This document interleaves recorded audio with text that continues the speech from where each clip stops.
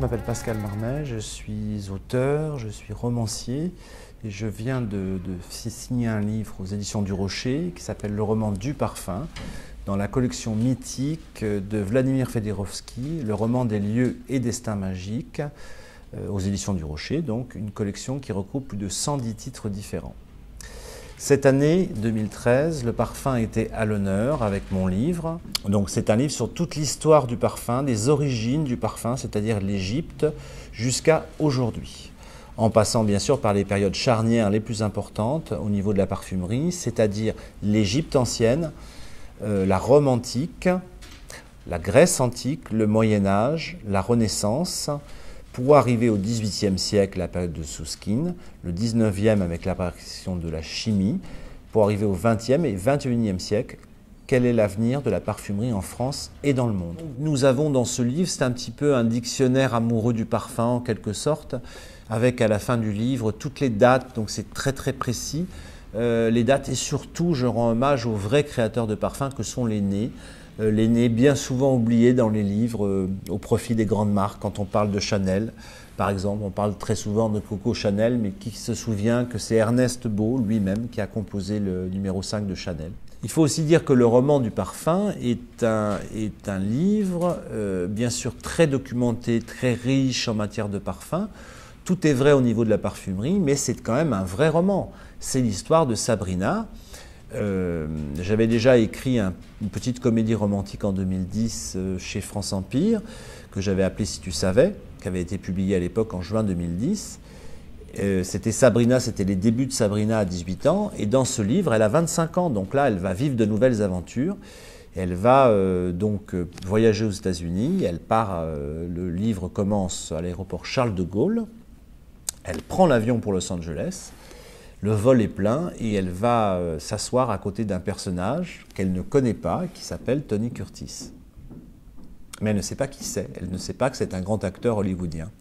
Et c'est assez amusant la rencontre de ces deux personnages, cette jeune fille qui a 25 ans et ce vieil acteur qui a presque à la fin de sa vie, puisqu'il a 83 ans dans le livre.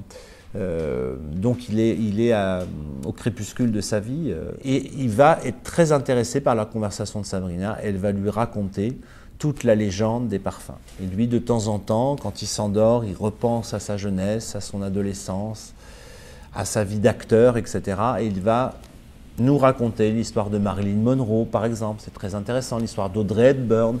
Hubert de Givenchy avait créé pour elle un parfum qui s'appelait l'Interdit. Ça, c'est Tony Curtis qui me l'a raconté. J'ai bien connu Tony Curtis, c'était un ami.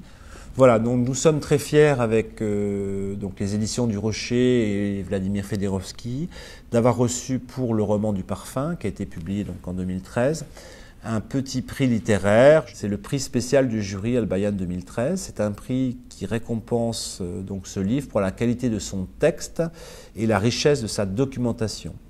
Al-Bayan étant le premier quotidien francophone du Maroc. C'est un journal, c'est un quotidien qui fait partie du groupe Mediapresse en partenariat avec Le Monde et TV5. Donc c'est important, c'est un prix très important pour la francophonie dans le monde. Donc on est très fiers avec Vladimir Fedorovski, moi-même et les éditions du Rocher d'avoir reçu ce prix pour le roman du parfum. Alors, chose très importante, je suis ici ce soir pour annoncer mon prochain livre. Toujours dans la même collection de Vladimir Fedorovski, le roman des lieux et destins magiques. Ça va s'appeler le roman du café et ce sera publié le 23 janvier 2014. On en reparlera à cette occasion. Mais c'est vrai que c'est un roman important parce que là, ça va être toute l'histoire du café à travers les siècles avec toutes les légendes qui s'y rapportent. Il y a énormément de choses à dire depuis le XIIe siècle et j'ai pris beaucoup de plaisir mais aussi beaucoup de travail à écrire ce livre, parce qu'il est très riche en documentation. Et là, pour le coup, c'est un vrai roman. On ne retrouvera aucune star. Et là, le héros de ce livre, ce sera un jeune aveugle qui s'appelle Julien et qui travaille dans une petite brûlerie du 6e arrondissement, rue du Four. Il va vivre de nouvelles aventures. Il va partir au Brésil, il va partir en Colombie, il va partir au Costa Rica, à la découverte de tous ces pays qui sont des pays producteurs de café. Et le café, la fève magique, ce grain noir, sera le fil conducteur de ce livre, le roman du café.